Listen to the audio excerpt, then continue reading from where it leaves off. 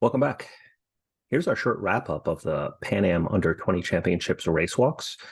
Each field had 2 U.S. athletes, hot weather, and exciting competition.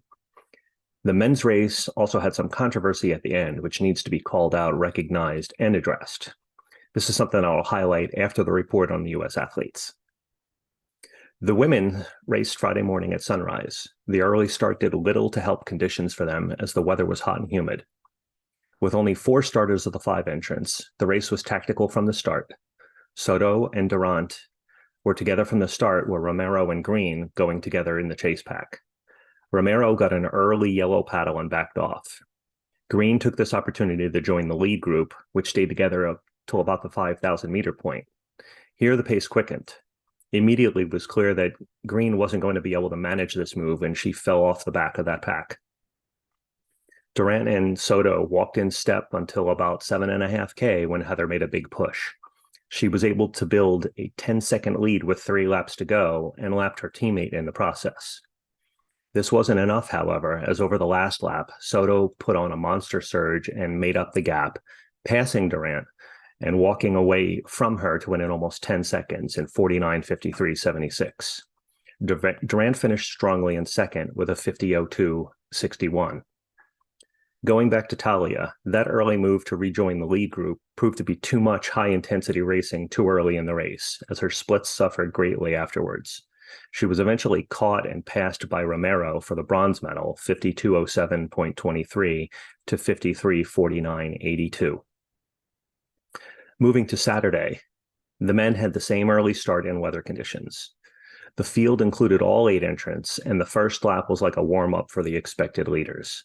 Clayton Stoyle of the U.S. led everyone through 400 in 2:02. This was the last time that either U.S. walker was near the front, as the top 5 separated from there, leaving Quispe, Allen, and Stoyle in their wake. The leaders battled together through 7K. Allen and Stoyle moved up a spot here as Quispe dropped out, but they were more than a lap behind at that point. Allen was lapped twice and Stoyle 3 times by the end. Both seemed to struggle in the later stages just to keep going, but hung tough and finished with strong last laps. Allen was 6th overall in 50:01.52, and Stoyle was 7th in 52:13.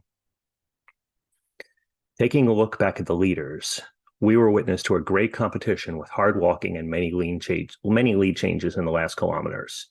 This all dissolved over the final 800, however. I say this with the expertise of having been a World Athletics area level official back when it was still called the IAAF. The last 2 laps in the men's 10,000, particularly the last lap, was an utter embarrassment of illegal and improper racewalk technique. A 1 minute penalty was assessed to the second finisher, Enriquez. No penalty was assessed to the winner, Davila. Both should have been subjected to DQ by the chief judge for flagrant violations of the rule regarding loss of contact. For the record, I have personally made this call 2 times in my officiating career, so I understand the implementation and the conditions for doing it. It's not something I take lightly. Their last lap was at 3 minute a kilometer pace, which was 1:14 to 1:17 for their 400 meters. This is what half of the men's 5,000-meter run was doing mid-race. This is faster than the open world record for a mile race walk, and these young men have never been under 40 minutes for 10K, let alone 37 or 38 minutes, which the world records holders are capable of doing. They simply don't have the technique or fitness to walk any more than 100 to 200 meters at that pace legally, and definitely not in the last lap of a 10,000 with the heat and humidity at that race. By taking no action instead of the proper officiating decisions, instances like this add fuel to world athletics, and IOC calls for the removal of race walking. The race walk can be judged properly. Officials at this level need to do their jobs to assure that it is, even if it upsets the national federations of the athletes competing. Officials are there to make sure that the competition is fair for all athletes, and in this case, it wasn't. Well, that's all for today. Please support our efforts by subscribing to the channel and watching the content. Comments are welcome on the videos and in the community section too. Have a great day.